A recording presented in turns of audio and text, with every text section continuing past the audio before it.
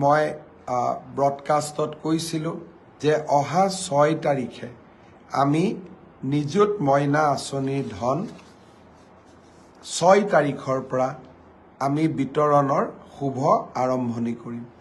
মই আজি পুনৰ দোহাৰিছোঁ যে অহা 6 তাৰিখে প্ৰত্যেকটো বিধানসভা সমষ্টিত অনুষ্ঠিত হ'বলগীয়া এখন সুন্দৰ সভাৰ মাজেৰে আমি নিযুত মইনা আঁচনিৰ শুভা আৰম্ভণি কৰিম।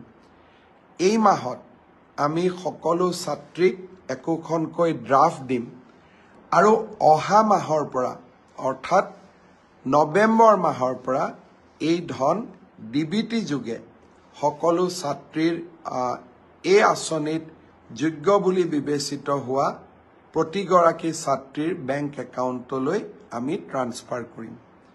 আৰু কোনোবা ছাত্ৰী যদি ভুলত বাদ পৰি যায় আপোনালোকে মোক জনাব, মই তৎকালীনভাৱে ব্যৱস্থা ল'ম। মই বিশ্বাস কৰোঁ যে উচ্চতৰ মাধ্যমিকত প্ৰথম বৰ্ষত নামভৰ্তি কৰা ছাত্ৰী, স্নাতক পৰ্যায়ত নামভৰ্তি কৰা প্ৰথম বৰ্ষৰ ছাত্ৰী আৰু বিশ্ববিদ্যালয়ত নামভৰ্তি কৰা প্ৰথম বিভাগৰ ছাত্ৰী সকলোৱে এই আঁচনিৰ হিতাধিকাৰী ৰূপে যোগ্য। কোনোবাই যদি এই আঁচনিৰ পৰা বাদ পৰিছে আমাক নিশ্চয় জনাব। অৱশ্যে সেল্ফ ফাইনেন্স কোৰ্চত পঢ়া ছাত্ৰীসকল এই আঁচনি পোৱাৰ বাবে যোগ্য হ'বনে নাই তাৰ বিষয়ে শিক্ষা বিভাগত মন্থন চলি আছে।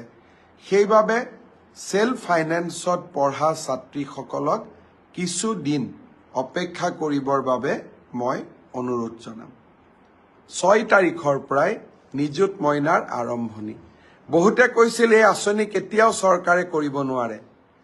ইলেকশ্যনৰ সময়ত যেতিয়া মই এই আঁচনিৰ কথা কৈছিলোঁ তেতিয়া কোৱা হৈছিল যে ইলেকশ্যনত ভোট লোৱাৰ বাবে মুখ্যমন্ত্ৰীয়ে ফাঁকি কথা কৈছে। যিসকলে ভাবিছিল যে মই ফাঁকি কথা কৈছোঁ তেওঁলোককো 6 তাৰিখৰ নিযুত মইনাৰ উদ্বোধনী অনুষ্ঠানলৈ সাদৰ নিমন্ত্ৰণ জনালোঁ।